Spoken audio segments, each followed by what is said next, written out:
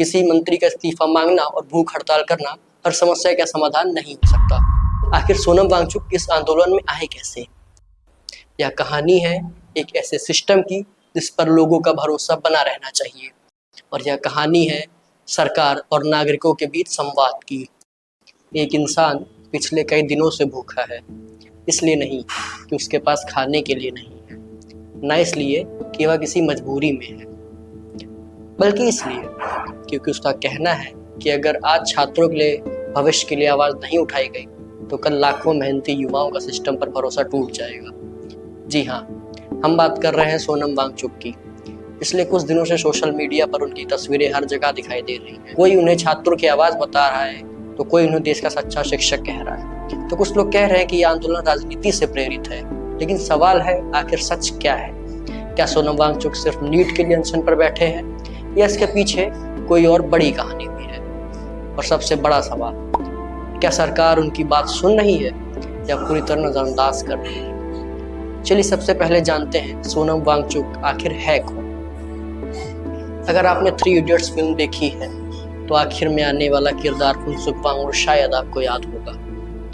कई रिपोर्ट्स के अनुसार किरदार की प्रेरणा लद्दाख के इंजीनियर और शिक्षक सोनम वांगचुक से ली गई थी, लेकिन उनकी असली पहचान इससे भी बड़ी है। पिछले कई वर्षों से उन्होंने लद्दाख में शिक्षा को बेहतर बनाने पर काम किया। उन्होंने ऐसे स्कूल मॉडल बनाए जहां बच्चे सिर्फ किताबें रटते नहीं बल्कि करके सीखते हैं। यही नहीं, उन्हें आइस स्तूपा नाम की एक तकनीकी भी विकसित की। अगर आसान भाषा में समझे तो पहाड़ों में सर्दियों का पानी बर्फ के बड़े शंकु के रूप में जमा कर लिया जाता है, ताकि गर्मियों में वहीं पर धीरे धीरे पिघले और किसानों को पानी मिल सके। यानी उनका ज़्यादातर काम हमेशा शिक्षा, पर्यावरण और समाज से जुड़ा रहा है। इसी वजह से देश और दुनिया में उनकी एक अलग पहचान बनी। लेकिन फिर अचानक से आंदोलन करने क्यों लगे?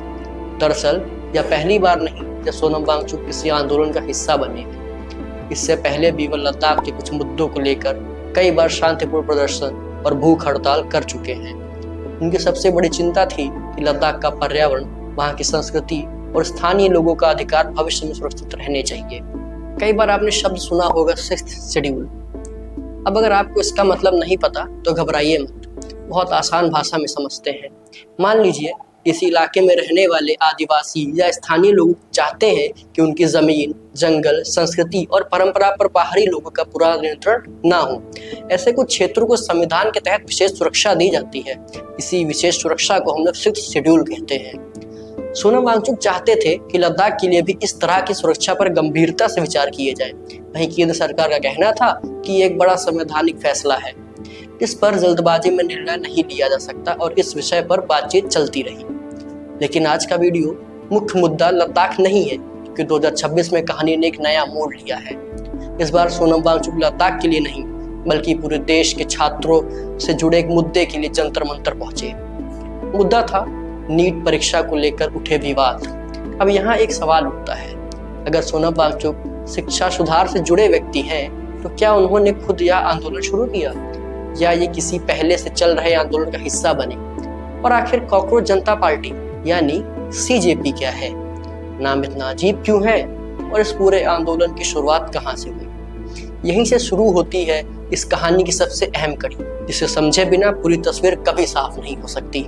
आखिर सोनम वांगचुक इस आंदोलन में आए कैसे?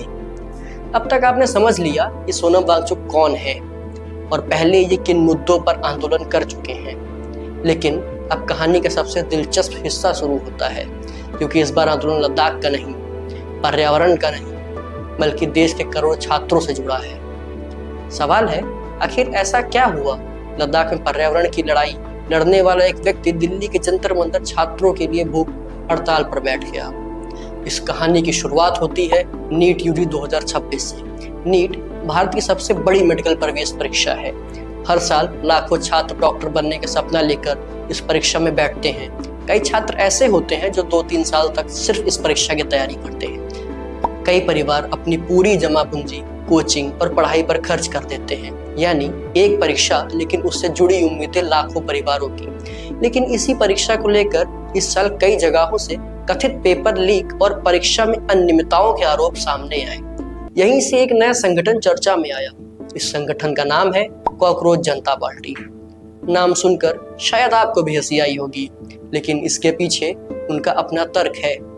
इस संगठन के संस्थापक अभिजीत दीपके कहते हैं कॉकरोच एक ऐसा जीव है जिसे लोग बार बार खत्म करने की कोशिश करते हैं, लेकिन वह फिर भी जीवित रहता है। उनके मुताबिक आज का भारतीय युवा भी कुछ ऐसे ही महसूस करता है। बेरोजगारी, प्रतियोगी परीक्षाओं का दबाव, भर्ती में देरी, पेपर लीक के आरोप और लगातार बढ़ती निराशा। इन सब के बावजूद युवा फिर भी मेहनत करता रहता है। इसी सोच के साथ सीजेपी ने युवाओं के मुद्दे पर सोशल मीडिया से लेकर सड़क तक अभियान शुरू किया। रिपोर्टों के अनुसार इस संगठन ने बहुत कम समय में सोशल मीडिया पर बड़ी संख्या में समर्थक जुटा लिए। 28 जून से उन्होंने दिल्ली के जंतर मंतर पर अनिश्चितकालीन भूख हड़ताल शुरू कर दी। अनिश्चितकालीन यानी ऐसी भूख हड़ताल जिसकी कोई तय तारीख नहीं होती। जब तक मांगे नहीं मानी जाती या आंदोलनकारी खुद फैसला ना ले, तब तक अनशन जारी रहता है। अब सवाल, उनकी मांगे क्या है? सोशल मीडिया पर कई तरह की बातें चल रही हैं, लेकिन सार्वजनिक रूप से सामने आई कुछ प्रमुख मांगे मुख्य रूप से 4 हैं। पहली, नीट यूजी 2026 में कथित अनियमितताओं की निष्पक्ष जांच। दूसरी, पूरी परीक्षा व्यवस्था में ऐसे सुधार जिससे भविष्य में इस तरह के विवाद दोबारा ना हो। तीसरी, केंद्र शिक्षा मंत्री धर्मेंद्र प्रधान नैतिक जिम्मेदारी लेते हुए इस्तीफा दे। और चौथी, सरकार आंदोलनकारियों से औपचारिक बातचीत शुरू करे। लेकिन क्या सरकार ने उनकी मांगे मान ली? तो जवाब है नहीं। सरकार ने शिक्षा मंत्री के इस्तीफे का कोई संकेत नहीं दिया है। सरकार का पहले से यह कहना रहा है परीक्षा प्रणाली में सुधार और जांच की प्रक्रिया चल रही है। वहीं आंदोलनकारी मानते हैं कि सिर्फ जांच की बात काफी नहीं है, जवाबदेही भी तय होनी चाहिए। यही इस पूरे विवाद का सबसे बड़ा टकराव है। एक पक्ष कह रहा है सुधार करो, दूसरा पक्ष कह रहा है पहले जिम्मेदारी तय करो। अब आंदोलन इतना बड़ा हो चुका है कि जैसे जैसे दिन बीतते गए सोनम वांगचुक की तबीयत बिगड़ती गई। रिपोर्ट के अनुसार उनका लगभग 8.5 किलो वजन कम हो चुका है। डॉक्टरों ने मांसपेशियों के कमजोर होने की भी बात बताई है। इसके बावजूद उन्होंने अनशन खत्म करने से इनकार कर दिया। लेकिन क्या पूरे देश उनके साथ है? यहीं से कहानी 2 हिस्सों में बंट जाती है। कुछ लोग उन्हें छात्रों की आवाज बता रहे हैं, तो कुछ लोग पूछ रहे हैं क्या किसी मंत्री का इस्तीफा ही हर समस्या का समाधान है? क्या हर आंदोलन भूख हड़ताल तक पहुंचना चाहिए?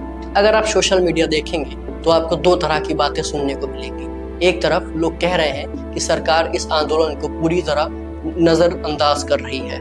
दूसरी तरफ कुछ लोग कह रहे हैं कि हर आंदोलन के दबाव में आकर सरकार फैसले नहीं ले सकती। तो सच्चाई क्या है? सार्वजनिक रूप से देखें तो अब तक सरकार की ओर से भूख हड़ताल को लेकर कोई बड़ा संवाद या ऐसी घोषणा सामने नहीं है। इससे यह लगे कि आंदोलनकारियों और सरकार के बीच औपचारिक बातचीत शुरू हो गई है। वहीं सरकार पहले से यह कह रही है कि परीक्षा प्रणाली को मजबूत करने और शिकायतों की जांच के लिए प्रक्रियाएं मौजूद हैं। यहीं से यह आंदोलन सिर्फ एक प्रदर्शन नहीं बल्कि मानवीय चिंता का भी विषय बन गया है।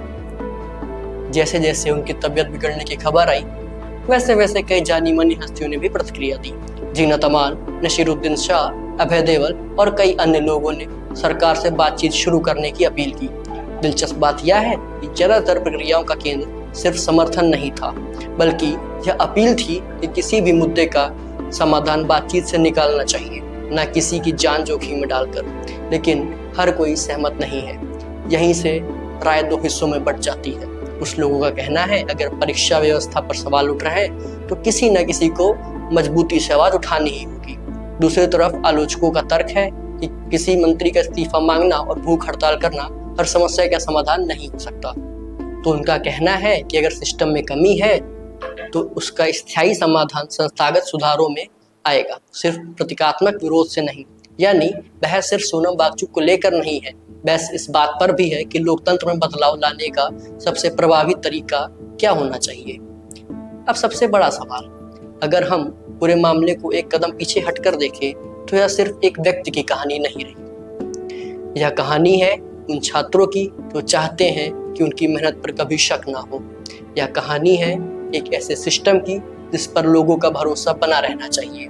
और यह कहानी है सरकार और नागरिकों के बीच संवाद की, जो किसी भी लोकतंत्र की सबसे बड़ी ताकत मानी जाती है। इस वीडियो का मकसद आपको यह बताना नहीं था कि कौन सही है और कौन गलत, क्योंकि लोकतंत्र में राय अलग अलग हो सकती हैं, लेकिन तथ्य एक ही होने चाहिए। इस पूरे मामले में कुछ सवाल अब भी खुले हुए हैं। क्या सरकार आंदोलनकारियों से सीधे बातचीत करेगी? क्या उनकी मांगों पर कोई आधिकारिक फैसला आएगा? और सबसे महत्वपूर्ण, क्या करोड़ छात्रों का परीक्षा व्यवस्था पर भरोसा पहले जैसा बन पाएगा? इन सवालों के जवाब आने वाले समय में मिलते रहेंगे, लेकिन तब तक किसी भी वायरल पोस्ट, किसी भी राजनीतिक बयान या किसी एक वीडियो के आधार पर अपनी राय मत बनाइए। तथ्य देखिए, दोनों पक्ष सुनिए और फिर खुद तय कीजिए कि आपको क्या सही लगता है। क्योंकि ट्रेंड या ट्रुथ पर हमारा मकसद किसी नेटिव को आगे बढ़ाना नहीं, बल्कि किसी ट्रेंड के पीछे छिपा सच आपके सामने रखना है। अगर आपको यह वीडियो जानकारी पूर्ण लगी तो इसे उन लोगों तक जरूर पहुंचाइए जो सिर्फ हेडलाइन नहीं, पूरी कहानी जानना चाहते हैं। मैं हूं अथर और आप देख रहे थे ट्रेंड या ट्रुथ। मिलते हैं अगले वीडियो में, तब तक के लिए अलविदा। क्योंकि ट्रेंड बदलते रहते हैं, लेकिन सच नहीं।